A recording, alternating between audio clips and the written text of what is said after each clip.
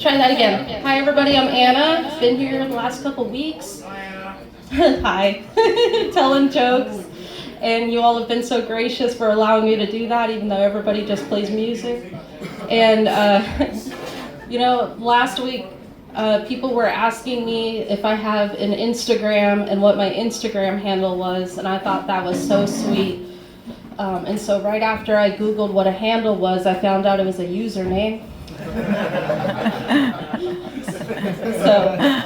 So I went ahead and gave that out, and I think it's interesting that they call it a handle because that implies that I have a handle on Instagram, which I definitely do not, because I like to go on there all the time. And really I'm there for the reels, okay? I'm just a lurker, I don't post anything. And I think doom scrolling really has a negative connotation to it.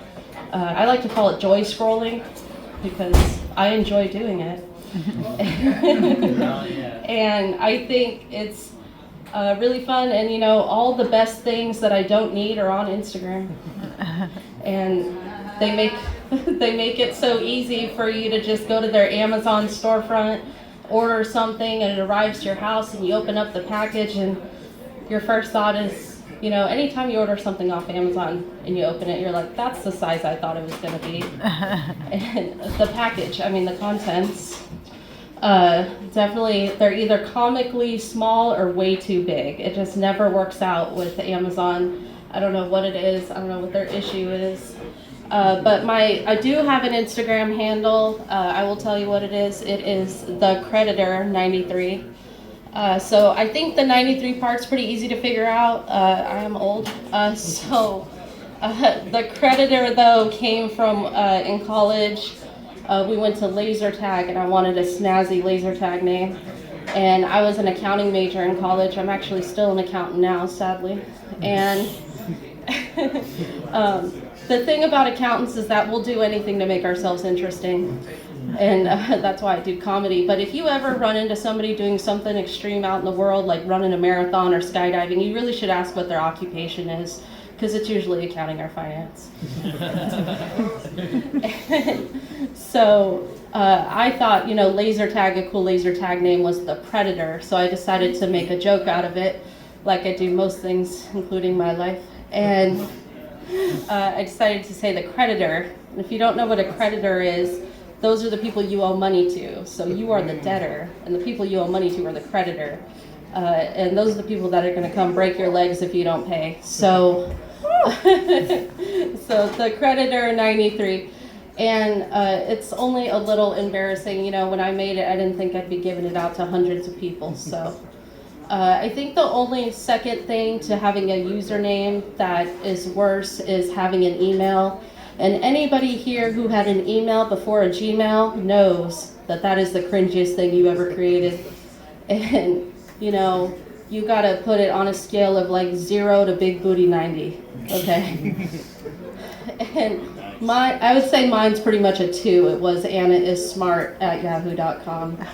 And you can email me there, and I definitely will not see it. So I have not logged in a long time.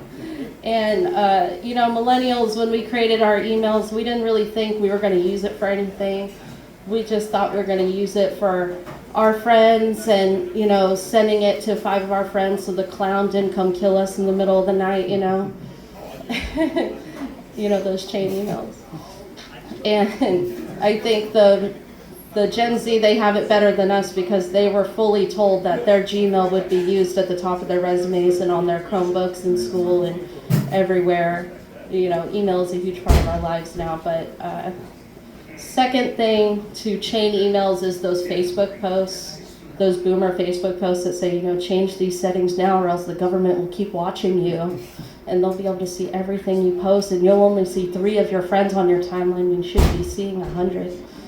And that's like the new version of the chain email clown thing. But the other thing about Facebook that I enjoy doing is going onto your Facebook memories, because there's nothing worse than 10 years ago Facebook you.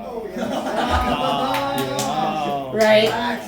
And so the best thing is, you'll be scrolling your old Facebook memories and you'll say, okay, you'll be just going along minding your business, and it'll say, fear is not a factor for you, Joe Rogan. You're like, oh God.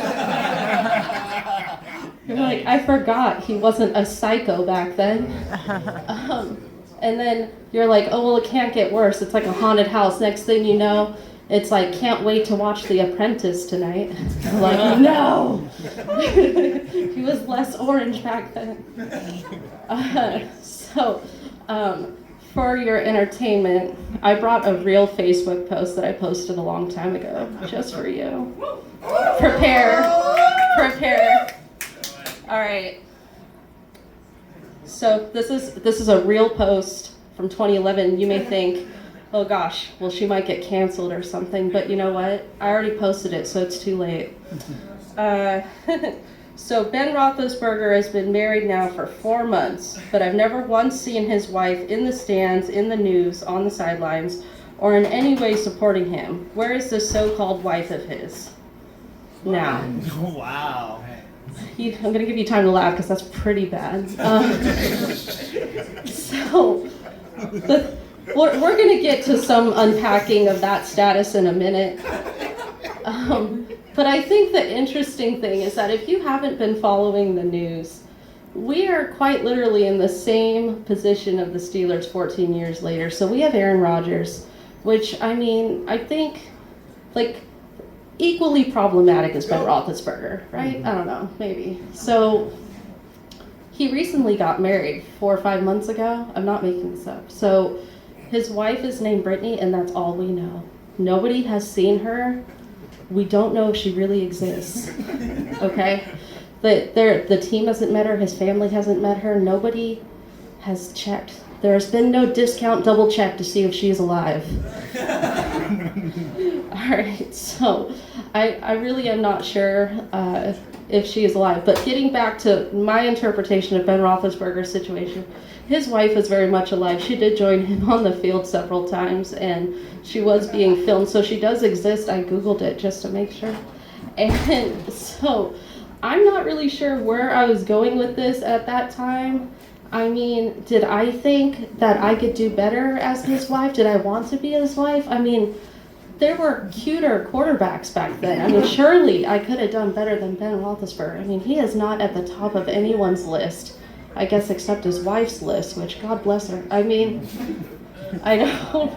I'm not really sure what happened with me there, and I don't know why it was a controversy to me, like her being filmed or not filmed. I mean, the only people who are that ravenous about it these days are the Taylor Swift fans, right?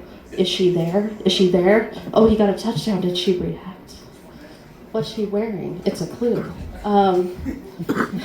So I really would like to go back to my old self and try to figure out what was going on in my own head, and tell myself that Ben Roethlisberger is really, he's low. Like, I mean, Tom Brady was alive. I don't know. So if you'll indulge me in one last cringy status, I posted a meme that said, and I'm not making this up, this was 2014, reasons to date me. I laugh at my own jokes, so you don't have to. But you probably will, because I'm hilarious. And that's pretty awful. I guess it was, fortune telling on my part. I also write all my own jokes, so I could have tacked that on. I guess, back then I definitely was not dating anyone because nobody would allow their significant other to post that. But also, I guess, why did I think that was the only thing I could bring to the table? I'm not sure. So anyway, I will have to let you guys determine if I'm still hilarious if you keep letting me come back here every week, because that's it for me. Thank you. Yeah! Right, give it up for Anna Gupta.